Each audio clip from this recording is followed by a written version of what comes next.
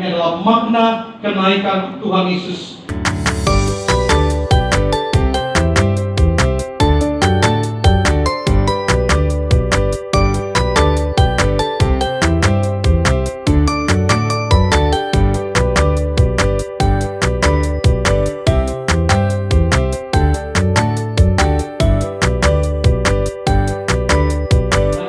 Makna kenaikan Tuhan Yesus ke sorga. Kalau bilang sama saya, makna kenaikan Tuhan Yesus ke sorga.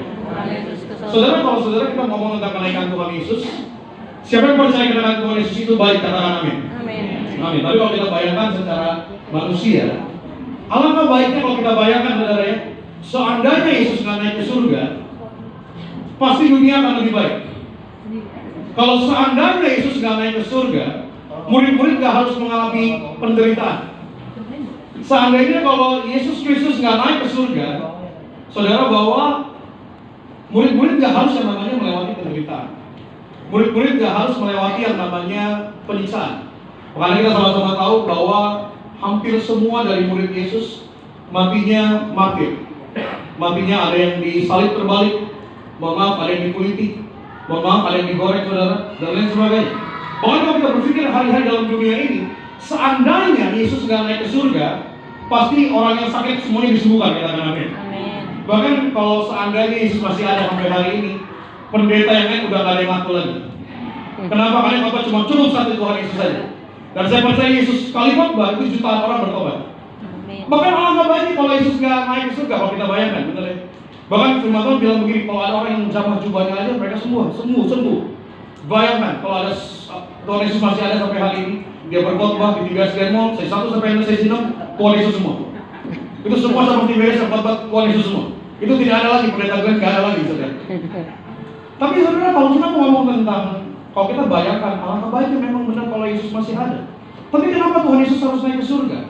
Padahal alangkah baiknya kalau Yesus berfirman itu luar biasa penuh kuasa. Yesus menyembuhkan, penuh kuasa, penuh mujizat. Bahkan kita pernah mencatat Yesus memberi makan ribuan orang. Artinya saudara datang ke Grand Mall, mungkin kalau Tuhan Yesus yang pelayanan, itu semua nggak ada yang lapar, saudara. Dikasih makan semua. Tapi ternyata Tuhan Yesus kenapa malah naik ke surga? Kita akan belajar sama-sama apa makna dari kenaikan Tuhan Yesus. Kita buka dulu ayat pertamanya, saudara. Kita buka ayat firman Tuhan di Yohanes 16, ayat yang pertama sampai dengan ayat yang ke-7. Yohanes 16, ayat yang pertama sampai dengan ke-7. Kita akan baca bergantian, saudara. Saya ayat pertama, saudara ayat kedua, ayat ke-7 kita baca sama-sama. Yang sudah di sana katakan amin. Amin. Semuanya ini kukatakan kepadamu supaya kamu jangan kecewa dan menolak aku. Ayat kedua, saudara.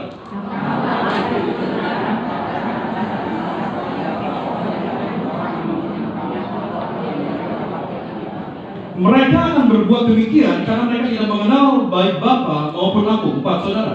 Tetapi semuanya ini kukatakan kepadamu supaya apabila datang saatnya kamu ingat bahwa aku telah mengatakannya kepadamu. Hal ini kukatakan kepadamu dari semula, karena ayat yang kelima, tetapi sekarang aku pergi kepada Dia yang telah mengutus aku, dan tiada seorang pun di antara kamu yang bertanya kepadaku, kemana engkau pergi? 6, saudara. Tetapi karena aku mengatakan hal itu kepadamu, sebab itu hatimu berduka cita. 7, 3, 2, ya. Namun benar yang kukatakan ini kepadamu adalah lebih berguna bagi kamu jika aku pergi. Sebab jika aku tidak pergi, penghibur itu tidak akan datang kepadamu. Tetapi jika aku pergi, aku akan mengutus Dia kepadamu.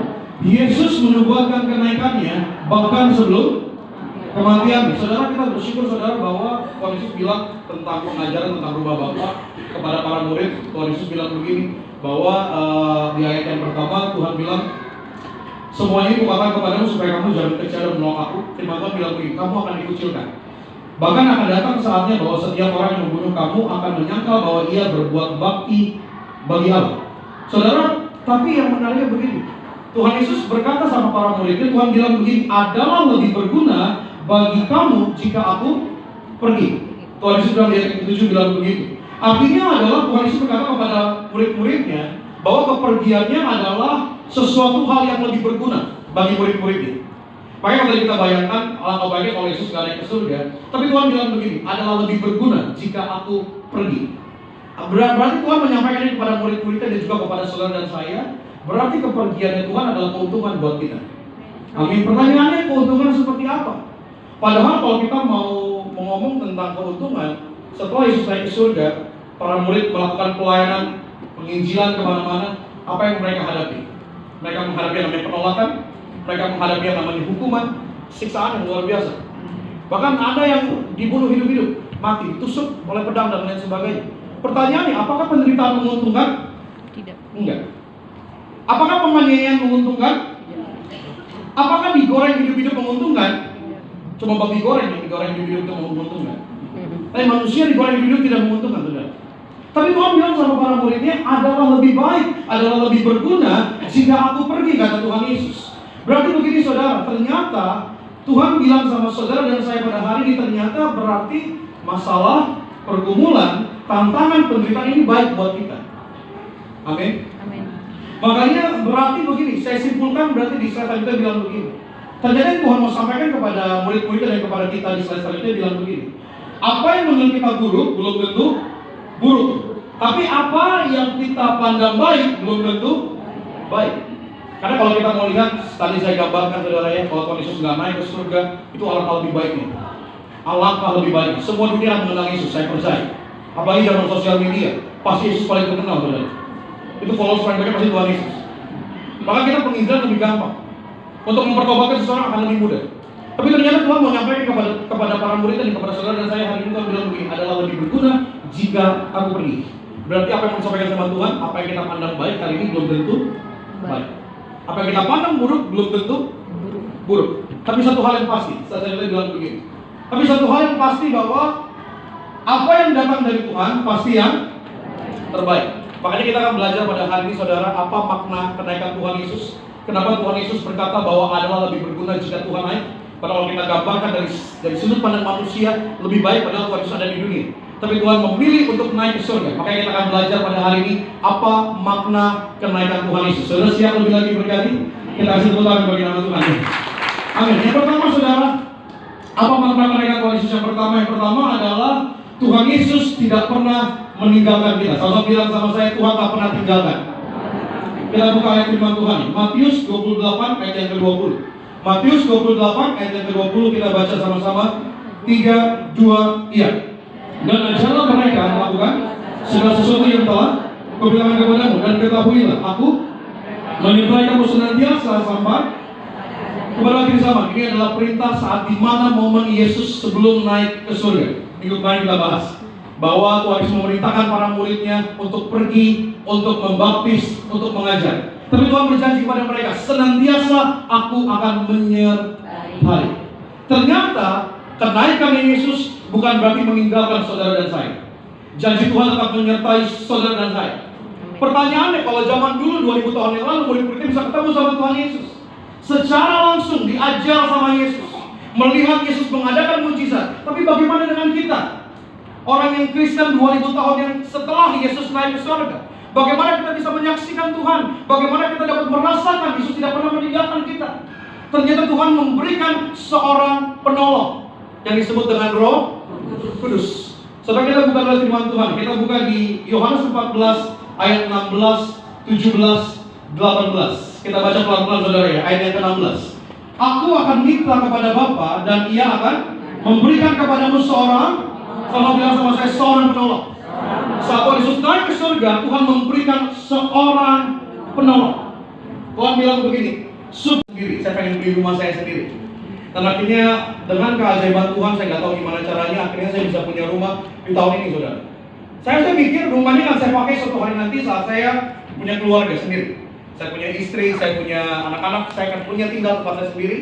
Dan saya berpikir, mama saya sama siapa ya? Ini adalah tantangan seorang anak yang orang punya cuma tinggal satu. Karena kalau kita mikir, kita pergi saudara, kalau kita ajak mama saya takut melanggar firman Tuhan. Firman Tuhan bilang begini, saat kita akan menikah, kita akan meninggalkan orang tua kita. Bahkan alangkah baiknya, laki-laki itu kalau menikah harus keluar. Alangkah baiknya. Karena begini saudara, karena banyak orang bilang begini, Pak, kenapa sih Pak alangkah baiknya bilang begini katanya. Lebih baik cowok yang ikut keluarga cewek daripada cewek ikut keluarga cowok. Kenapa? Karena gini, mama itu sayang banget sama anak-anak. Bener ya? Saat mama ini menyerahkan anaknya yang cowok menikah sama seorang wanita yang belum siap, misalnya belum penetrasi jadi seorang istri, mamanya akan mulai kesel. Saya bangun pagi-pagi dari dia masih SD, saya siapin makanan, kamu bangun siang-siang. Nah ini semua masalahnya. Karena kenapa? Bukan karena mamanya jahat, bukan. Karena mamanya sayang banget sama anaknya. Makanya pengen banget anaknya juga disayang sama istrinya. Tapi ini akan jadi bentrok, akan jadi masalah. Makanya saya menyarankan alangkah baiknya laki-laki keluar dari rumah bersama dengan istri. Karena kalau bawa istri ke rumah, mohon maaf, kadang-kadang suka ya gitu. Bukan karena orang tuanya nggak sayang, orang tuanya sayang, justru karena terlalu sayang, justru karena terlalu memperhatikan. Makanya bisa saya pikir, saya bilang saya nggak mungkin saya bawa mama saya karena saya takut jadinya melanggar firman Tuhan daripada terjadi masalah. Saya bilang sama mama, mendingan saya gini deh mas, saya cari rumah, mama pindah rumah deh. Saya cari rumah lagi dekat rumah saya supaya saya masih bisa kontrol mama. Karena saya kan tiap pagi saya ke pasar temenin mama saya. Saya beli rumah cukup jauh dibanding mama saya yang sekarang. Saya bilang begini, saya nggak tega kalau mama sendirian. Saya bilang, nanti mama sendirian sama siapa? Terus dia bilang begini, Glenn, mungkin Glenn nggak tinggal sama mama, tapi Tuhan ada di dalam mama katanya. Ini keren banget. Akhirnya saya sadar, oh iya benar. Terkadang kita pengen jadi Tuhan buat hidup orang lain. Tapi biarlah Tuhan melakukan peran dan tugasnya. Kita tuh nggak bisa jaga orang 24 jam kali 7. Kita nggak bisa. Sesayang-sayang kita sama seseorang, bahkan saudara punya anak, sesayang-sayangnya saudara sama anak saudara, sestrik-striknya saudara sama anak saudara, saudara bisa jaga dia 24 jam. Tapi ada satu pribadi yang dapat menjaganya. Siapa namanya? Tuhan Yesus. Hari ini akhirnya saat saya cukup lama berpikir begitu, saudara, saya sempat stres. Tapi kan pas mama saya ngomong begitu, saya sadar, oh iya benar, Tuhan selalu ada buat mama saya.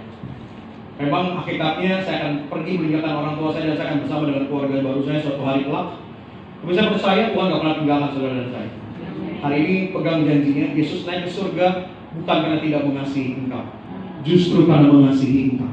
Maka ia naik ke surga, dia melepaskan keterbatasannya untuk menjadi tidak terbatas dan mengasihi saudara dan saya. Amin saudara, di dalam sama Tuhan gak pernah tinggalin kita loh. Amin ya, kita kasih tepuk tangan bagi nama Tuhan. Amin.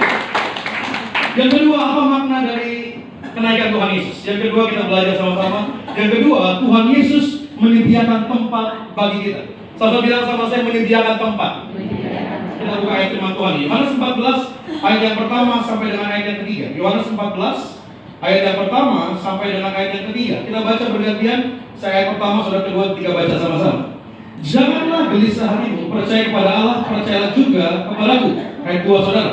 Di rumah Bapakku banyak tempat tinggal, jika tidak demikian, tentu aku mengatakannya kepadamu, sebab aku pergi ke situ untuk menyediakan tempat bagimu. 3, 2, iya.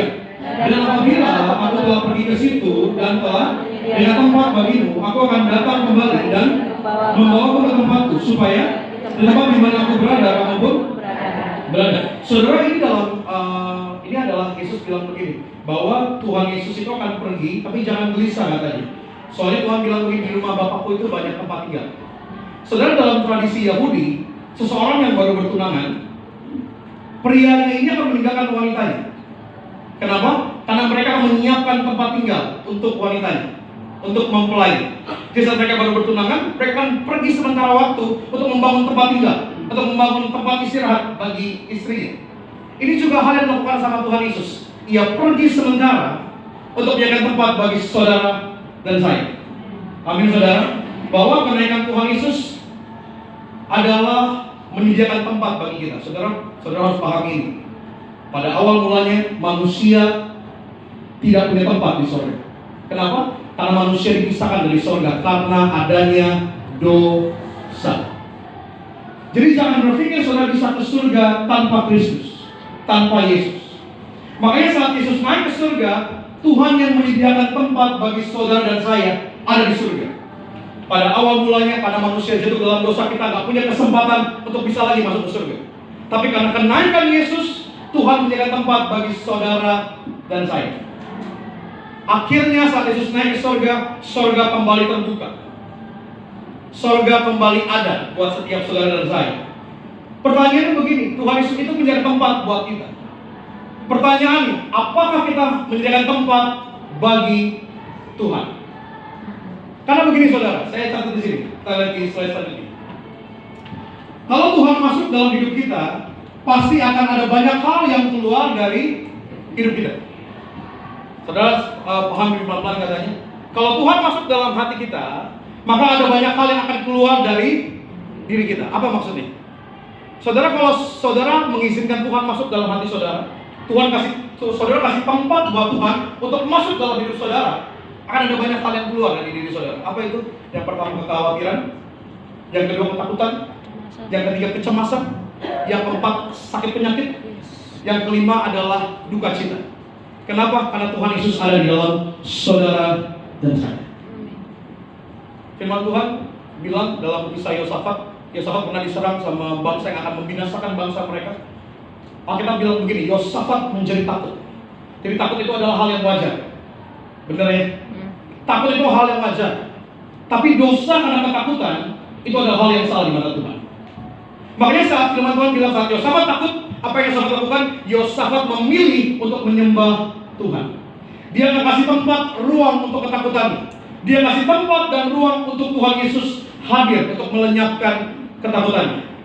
Makanya hari ini kalau Tuhan ada dalam hatimu, engkau menjadikan tempat bagi Tuhan di dalam hidupmu, maka ada banyak hal yang akan keluar dari hidupmu. Akan ada banyak dosa yang keluar dari dirimu. Kalau kau tempatkan Tuhan dalam dirimu, akan ada banyak hal yang keluar. Karena kenapa? Terang dan gelap tidak bisa bersatu. Ayat ini banyak sering pakai buat anak-anak muda yang pacaran beda agama. Padahal tentang kehadiran Yesus. Kalau Yesus ada dalam diri kita, yang gelap pasti akan sirna. Yang gelap pasti akan hilang. Tapi hari ini saya mau sampaikan sama saudara, Tuhan menyediakan tempat bagi kita. Kita harus punya tempat bagi Tuhan. Kita boleh takut itu hal yang wajar. Kita boleh marah, kita boleh kecewa, kita boleh sedih, tapi jangan jatuh dalam dosa. Amin. Biarlah Tuhan hadir dalam hidup saudara, maka ketakutan itu akan sirna. Maka sakit penyakit itu akan sirna. Maka masalah dan perbuatan tantangan hidup saudara akan sirna. Kenapa? Karena kuasa Tuhan yang terbesar dalam setiap kehidupan kita. Amin saudara. Kita kasih tepuk tangan bagi nama Tuhan. Amin. Puji Tuhan. Yang ketiga, poin yang terakhir, saya boleh undang pemain keyboard. Ini ada lebah ini saudara ya. Takut disengat saudara. Kita lihat saudara. Kita lihat yang ketiga. Apa yang makna dari kenaikan Tuhan Yesus yang ketiga? Yang ketiga adalah Tuhan Yesus berjanji akan datang kembali. Bilang sama saya, datang kembali. Oke, kita buka firman Tuhan ini. Kisah Para Rasul 1 ayat yang ke-11. Saya bawa nama pemain keyboard, boleh bantu saya di poin yang terakhir. Kita baca sama-sama ayat ini. 3, 2, iya. Dan berkata kepada mereka, hai orang-orang Galilea, mengapa kamu berdiri melihat ke langit? Yesus ini yang terangkat ke surga meninggalkan kamu akan datang kembali dengan cara yang sama seperti kamu melihat dia. Saat Yesus kumpulin para murid-muridnya di Galilea saudara, dan akhirnya di momen itu Yesus naik ke surga, disaksikan sama para murid. Bahkan Alkitab bilang akhirnya tidak terlihat lagi ada tertutup awan.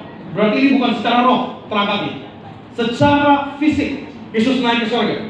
Tapi saat mereka naik ke surga, Yesus naik ke surga, murid-muridnya melihat ke atas. Lalu saat dia lihat ada 2 orang di sekitar mereka, dan mereka bilang itu adalah para malaikat Allah. Dia bilang begini, hai orang-orang Galilea, mengapakah kamu berdiri melihat ke langit? Yesus ini yang terangkat ke surga telah meninggalkan kamu, akan datang kembali dengan cara yang sama seperti kamu melihat dia naik ke surga. Kenaikan Yesus adalah jaminan dari kedatangan yang kedua kali. Dalam kekristenan, kristologi, ada 5 karya Yesus. Saudara jangan lupakan ini. Yang pertama adalah kelahiran. Yang kedua adalah kematian. Yang ketiga adalah kebangkitan. Yang keempat adalah, yang kelima adalah kedatangan, second coming. Apakah karya Yesus telah selesai? Belum. Dia akan datang kembali menjemput saudara dan saya sampai hari ini. Amin. Saya doa saat Tuhan Yesus dapati kita sedang terdapati setia di hadapan Tuhan. Saya berdoa, iman gerejanya selalu bilang, keluargaku berkumpul di bumi, berkumpul dalam keadaan surga. Saudara, hari ini tidak pernah ada yang tahu kapan dia akan datang kembali. Tidak ada orang yang bilang, kalau ada orang yang tahu bilang tahu tanggal Yesus datang, itu adalah hal yang salah. Karena tidak akan ada yang pernah menyelangi rencananya Tuhan. Cuma Dia yang tahu dan hanya Dia yang tahu. Dan gak ada lagi yang tahu. Kalau kita sama-sama tahu, kita gak ada yang tahu kapan Dia datang. Hari ini bagian kita adalah bertanggung jawab, berjaga-jaga menanti kedatangan. Banyak orang berpikir begini, udahlah nanti bertobatnya nanti aja. Saudara, saya awal tahun saya ketemu sama investor saya, dia bilang begini, saya gak invest lagi di perusahaan kamu. Kenapa? Karena dia bilang susah kalau kamu sambil melayani Tuhan jadi pendeta. Kamu masih muda, karena kamu masih punya jenjang karir lebih banyak, lebih panjang. Dia bilang begini, alangkah baiknya kamu tinggalkan penderitaan kamu fokus dalam bisnis ini. Saya supply kamu. Nanti kalau udah 60-70 tahun baru jadi pendeta katanya. Saudara, itu investasi miliaran, investor saya. Tapi saya bilang begini dengan yakin. Saya bilang, saya tahu panggilan saya. Saya adalah hamba Tuhan. Ini adalah panggilan bagi saudara dan saya. Kita adalah hamba Tuhan. Tuhan yang dapat lebih menyediakan apa yang kita perlukan. Hari ini jangan tinggalkan Yesus demi apapun. Jangan jual Yesus demi apapun. Supaya apa? Supaya karyanya sempurna bagi saudara dan saya. Agar saudara tidak hanya mengimani pelajarannya, saudara tidak hanya mengimani kematian, kebangkitan, kenaikannya, saudara juga mengimani karyanya. Dia datang bagi saudara dan saya. Suatu hari nanti kita nggak lagi berkumpul di Grand Mall. Suatu hari nanti kita berkumpul dalam kerajaan surga. Kita nggak hanya ibadah seminggu sekali di Grand Mall, kita akan seumur hidup menyembah Tuhan. Saya pengen ketemu saudara di surga. Saudara juga ketemu saya di surga. Amin. Hari ini berjaga-jaga. Kita bersyukur. Lalu saya kalau ngomong ini, saya pengen nangis terus saudara. Saya bersyukur sekali. Saat saya mengingat kenaikannya, justru kenaikannya melengkapi kehidupan kita. Jangan sampai saat Tuhan Yesus dapati saudara sedang tidak setia di dalam. Jangan. Kesedihan Papa Rezi pernah ngomong sama kami para timnya, dia bilang begini, saya berdoa jemaat yang saya ini masuk kerajaan surga. Pengkhotbah, pendeta, kalau ada jemaat yang masuk surga, sedih gitu. Karena satu jiwa itu berharga di mata Tuhan. Kita berharga di mata Tuhan. Hari ini kita bersyukur sama Tuhan telah naik ke surga. Nanti gak kedatangan dengan sikap hati yang benar di hadapan Tuhan. Tanpa kenaikannya, Roh Kudus tidak akan datang buat hidup saudara dan saya. Tanpa kenaikannya, surga tidak terbuka bagi saudara dan saya. Tetapi karena kenaikannya, kematian Yesus menjadi sempurna. Kematiannya membayar harga, kebangkitannya memberi kemenangan. Kenaikan membuka jalan bagi kita agar suatu hari kelak kita bersekutu, bersatu